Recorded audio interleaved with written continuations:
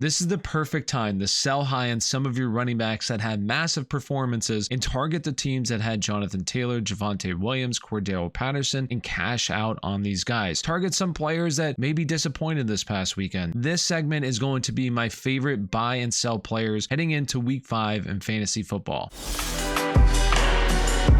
My first buy is going to be Devin Singletary. He just saw an 88% snap share this past weekend, which now marks 3 weeks in a row. With Josh Allen on the field, he's seeing a 70% or higher snap share. And he also led this backfield in touches 15-3. He is dominating this backfield. And that's despite an early game fumble where this coaching staff still went back to him. So they clearly trust him. Heading into the game, he was 6th in targets amongst running backs and just saw 5 more targets this past weekend. And he's also 1st in routes ran at the running back position. The yardage may not always be there, but this is an elite offense that's currently averaging 28.5 points per game, 5th highest in the NFL, and is 5th in pass to run ratio, which is great once again because he's 1st amongst all running backs in routes ran. He's running the routes, and what we know in fantasy football, especially in PPR leagues, points per reception, your receptions for running backs are much more valuable than carries. The points will come as long as he continues to be involved like this in this offense. Buy in on Devin Singletary. The next player, we have Miles Sanders. Sell Miles Sanders, and here's why. This past weekend in a monsoon, he set career highs in terms of carries with 27 and rushing yards 134. Prior to this weekend, he was RB24 in points per game. So this is the perfect definition of a sell high player. This offense is going to be very good all season long. I like this offense, but the fact is that his opportunity, his ceiling is going to be capped because of Jalen Hurts. Well, we know with Jalen, especially when they get in close, Jalen Hurts is a threat every single time to vulture Miles Sanders touchdowns. Heading into this week, he was RB23 in snap share. So he's not even a true full-time player in this offense. So that means you cash out. Look for the manager that just had Javonte Williams lost for the season, or Cordero Patterson placed on IR. Maybe they drafted Travis Etienne and they're desperate for a running back. Cash out, buy a wide receiver, see if you can get Hollywood Brown, maybe throw in somebody else and get Hollywood Brown. But right now, I would be selling high on Miles Sanders. Next, we have buy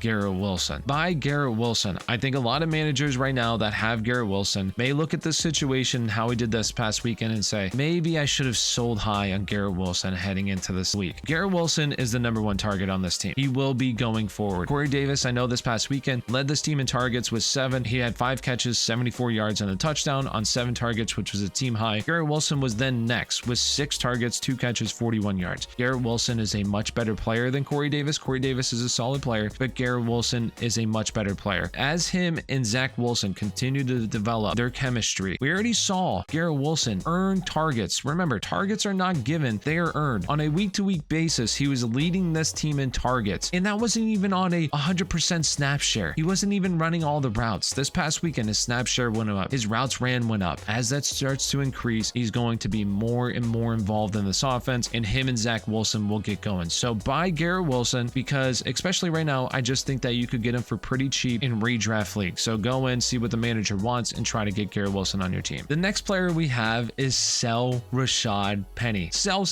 As you can see, there's a little bit of a theme going here. We have Miles Sanders, big week, sell. Rashad Penny, big week, sell. Now, this doesn't mean for every single player that has a big week, you sell, but he's not going to get the Detroit Lions every single week. Detroit right now is allowing 35 points per game, which is the highest in the NFL. Seattle's actually next with 28 points per game. 35 points per game. That's a crazy amount of points. And right now, Detroit Lions are allowing the 2nd most points to the running back position. Shocker. He just had a massive game. Look for the team, once again, like I said with Miles Sanders, you're going and looking for the team that has Javonte Williams, Jonathan Taylor, Travis Etienne, Cordero Patterson, and trying to sell Rashad Penny to that team. Rashad Penny prior to this week, he was RB51 in points per game. That's bad. Oh, that's bad. RB51. He wasn't seeing 100% of the stats. We can see here 69, 41%, 69%. So seeing in most of the games a really solid snap share. But now we have Kenneth Walker back. He's back.